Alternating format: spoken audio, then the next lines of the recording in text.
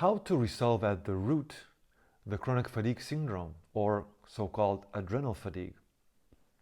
In the previous video, we talked about what is the real cause of all of this, and we found out that it's not that much about food or metabolic disorders or the adrenals, which are very weak. Yes, they are, but why are they weak? And they're not weak because of the usual causes that are known.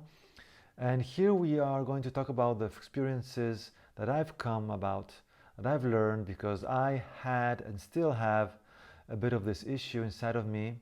And these are the 4 points that helped me so much in reducing this issue. I hope it will help you.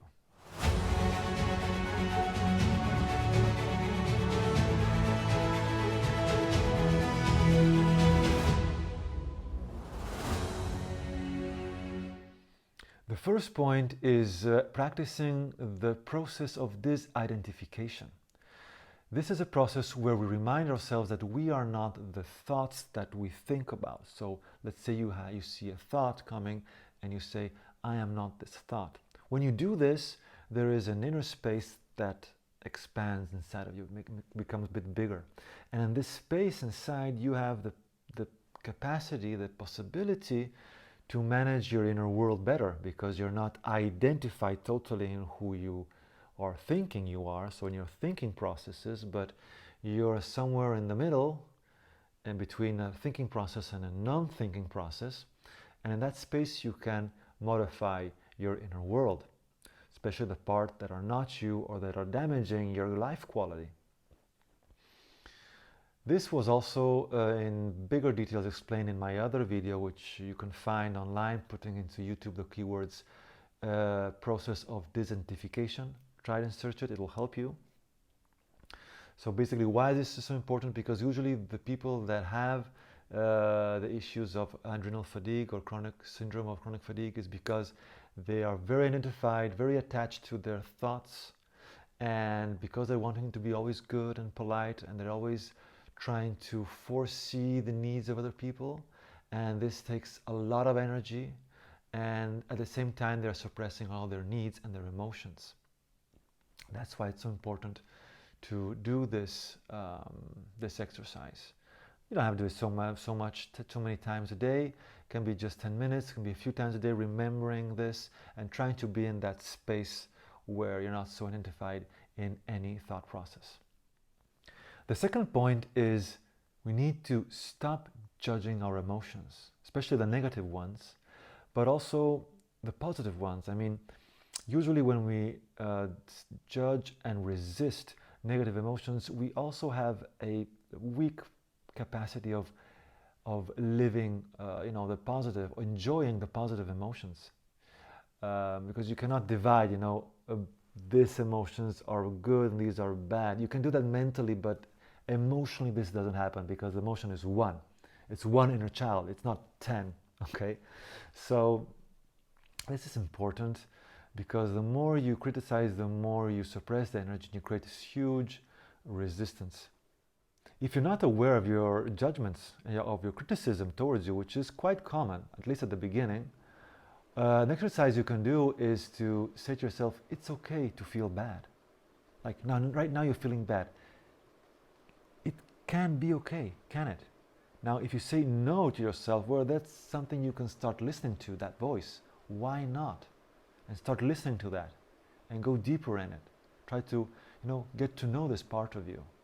If you don't hear even this part, well, that's again an issue of, you're too identified into that thought process that you don't hear anything, or maybe there is no cooperation at all inside of you because there's so much rage that no part wants to cooperate with us. And I had that because these were my issues. And it's quite annoying and difficult, because then you start getting angry again because there's no cooperation, and that gets the whole issue even worse. Another way of asking the questions inside of you is, instead of just saying, it's okay to feel the way I'm feeling, you can turn it as a question.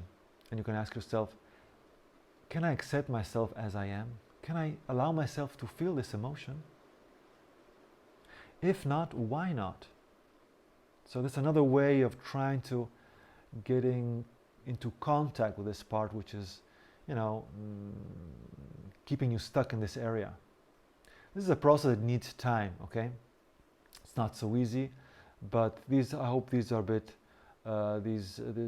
hope this gives you at least a guide and a path, a direction where to go to get some more clues and to develop this inner awareness, which will slowly in time get you more and more inner space and more freedom to change this issue inside of you. The third point is the lack of connection. Now, these types of personalities had to always hide and suppress their emotions. That means they didn't have any contact with their emotions. And the contact comes when you share it, but usually with your parents. Now, if this didn't happen, you didn't share it not with your parents, not even with anybody else, not with your friends. And there are big issues in sharing it also with your partner. So one of the steps to do here is try to share it with people you trust. So share your feelings with people that you trust in a safe area. I talk about this in a video entitled, I think, 2 Ways to Manage Negative Emotions. Check it out. Why is this so important? Because when you do this, basically you open, let's say, sort of pathways or a channel, an emotional channel where you can start feeling.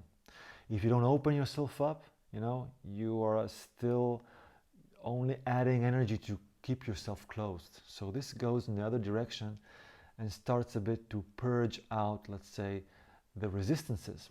And the first time you'll do it, at least for me, it was that way. It was quite terrifying. Doing that, I was trembling. So it's normal. Don't be afraid if that happens. The important part is, of course, doing with people that you trust and that understand a bit about these processes. If you don't have anybody, try to do it with a psychologist or a counselor, which is a good listener. This also could be something that you can do if it's so difficult. So this is the third point. The important part in this point is being patient with yourself. Getting angry because you cannot do it, or you do it and you don't feel anything, it just means that you don't have the cooperation, the full cooperation of your inner child yet. So it's a process and it needs some time. Now the fourth point is letting go of anger, even of hatred. Now in this point we have like 2, let's call them exercises. Now the first one is the most difficult, most advanced one. I'm telling it to you right now because it's the one that is the long-term goal. For somebody, maybe it'll be the goal you just start doing immediately and you're like solve the issue. Okay, that's perfect. For most of people, like with me, it was like a very long-term goal, and that is learn to express anger at the moment you need to express it. So that basically releases that bottled up energy right down here where it is, and it starts flowing. That's very important. Of course, you need to also learn how to express your anger, because it has to be not too educated, too polite, because then you won't express it. You'll be just being nice again and basically suppressing it because you're afraid of it. But you also cannot just throw it out, shout it out with incredible rage out of being out of control, because that out of control could, yes, help you, release anger, but at the same time, you will terrify your inner child when you do that, and will be also repressing. So it won't be a healing experience. So there's also a learning curve here, how to correctly express anger. And the key is you need to create a connection with your anger and, go through the process without being afraid that you're doing something wrong. And at the same time, observing yourself, how you're communicating and doing it in a way when you're not just, you're not heavily insulting people, which you don't even need to do that. There are ways of expressing rage where you don't insult, strongly people. You can do it telling very clearly what you think about them, but you don't need to heavily insult them. So here is a learning curve. So here again, you need patience. As you see, it's a big issue.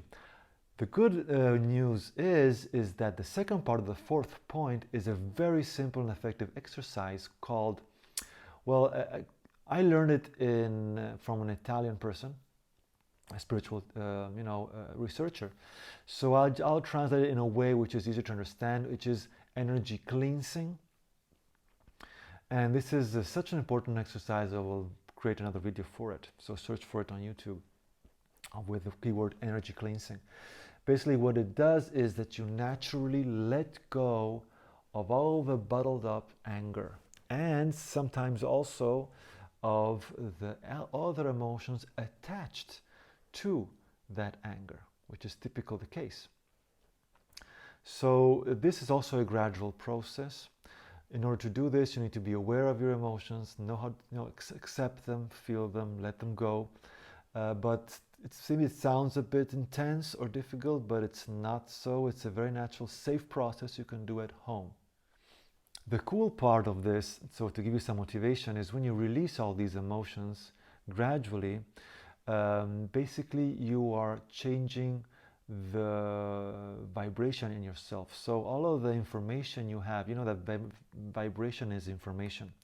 And through epigenetics, we basically give the information to our DNA what process to do in our bodies. So when all of this negative energy, and I'm calling it negative, not like to suppress it, but just giving it a label so you understand what I'm talking about. So I'm saying it with love, basically, or at least with neutrality.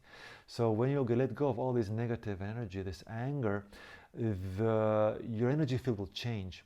That means that through epigenetics, you will modify the information that is going to your DNA, and you will start to, for example, digest foods that before you weren't able to digest. You will feel energetic or quite energetic also if you eat foods that before they were basically destroyed you. You know, they gave you fogginess, they gave you sluggishness, depression. They won't do that anymore. That's very cool. So doing this exercise together with all the other 4 points the other 3 points is important, because you need to have a certain level of awareness to manage all of this correctly. So for most of the people, this will be a gradual process, but you will feel the difference because your relationship with your inner child will start to modify. There will be I will call it like a hot point or a warmth inside of your belly, or in the navel point, bigger release, better relaxation, less tension. So I hope that this video was helpful for you. And let me know if you appreciated it, and subscribe to my videos, and see you in the next few videos, especially in the one which talks about the energy cleansing technique.